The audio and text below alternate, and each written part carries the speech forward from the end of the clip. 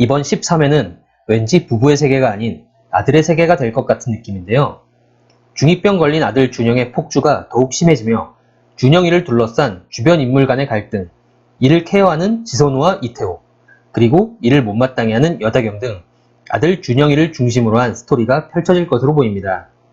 12회에서 아들 준영이는 여다경의 권유로 인해 엄마 곁을 떠나 아빠 곁으로 오게 됩니다. 하지만 이것은 여다경의 큰 그림인 것이 바로 밝혀졌죠.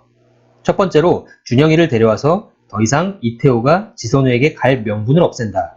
두 번째로 준영이를 유학 보내서 제니와 함께 새 가족이 닭다리를 뜯으며 행복하게 산다.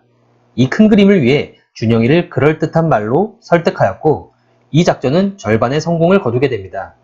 하지만 준영이의 유학 카드를 너무 빨리 꺼낸 것이 문제였습니다. 준영이야 좀 더 공감대를 형성하고 어느 정도 가족 구성원으로 인정받고 난 뒤에 꺼냈다면 통할 수 있었을 텐데요. 그만큼 여다경의 현재의 급한 심정을 알 수가 있었습니다.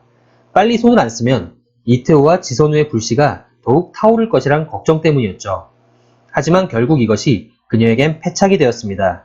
결과론이지만 아들이 없는 지선우 집에서 그 둘이 사랑을 나누게 되었고 또한 그녀를 믿고 따라온 준영이에게 본심을 들켜버렸기 때문입니다. 이미 준영이는 초등학생 13살의 어린 나이에 부모의 처절한 싸움과 이혼을 경험하며 상처를 받을 만큼 받았었죠. 하지만 떠났던 아빠가 다시 곁으로 돌아와 엄마와 만나는 모습, 여다경을 비롯한 어른들이 자신을 이용하는 모습 등 어른들의 그릇된 행동을 보며 2차 멘붕에 빠지고 더욱 엇나가게 됩니다. 그러면서 전부터 보여줬던 준영이의 도벽 증세가 더욱 심해지는 모습입니다. 여다경이 등교하는 준영이를 붙잡고 무언가 말하는 장면을 봤을 때 아마 여다경의 물건이나 돈에 손을 댄 것이 아닌가 싶습니다. 또한 준영이가 혜강이 물건에 손댄 사실도 알려지며 혜강이 엄마에게 굴욕적인 말까지 듣게 되죠. 하지만 더 큰 사건이 벌어지는데요. 준영이가 친구와 큰 싸움을 한 듯 보입니다. 준영이가 싸움을 벌일 친구는 지금으로선 혜강이밖에 없죠. 병원에서 지선우가 무릎을 꿇고 있고 이태호가 일으켜 세운 듯한 장면이 나옵니다. 아마 준영이와 혜강이가 싸우다가 혜강이가 크게 다쳤고 지선우가 병원에 입원한 혜강이를 찾아간 뒤 혜강이 부모에게 사과를 하는 모습이 아닐까 생각되는데요.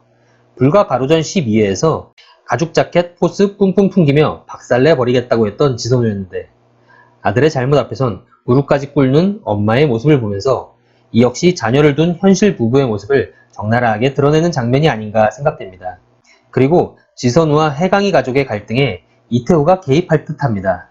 하지만 이 모습 역시 여다경이 원하는 그림이 아니죠. 결국 아들 준영이는 여다경의 최대 불안 요소로 나오면서 이태호를 멀리하게 만드는 존재가 될 전망입니다.